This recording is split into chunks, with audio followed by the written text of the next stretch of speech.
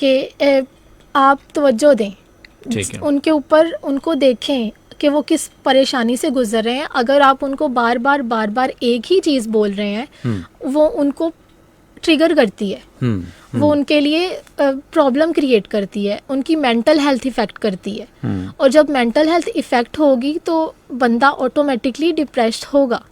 और डिप्रेशन के सिम्टम्स में सुसाइडल आइडिएशंस नॉर्मल हैं। और अगर वो बंदा जो बच्चे के साथ है, एक फीमेल, वो अगर डिप्रेशन की वजह से या उन सिम्टम्स की वजह से सुसाइड की तरफ जा रही है, तो ये इससे बेहतर नहीं है कि हम पहले ही उसको समझाएं, उसको देखें, उससे बात करें, उसको सुने, और जो चीज़ें उसके लिए प्रॉब्लम क्रिएट कर रही हैं उनको ठीक करने की कोशिश करें, ख़ुद को ठीक करने की कोशिश करें। अगर आप कुछ टाइम के लिए अपना बिहेवियर चेंज कर लेते हैं तो आपको कोई नुकसान नहीं होगा।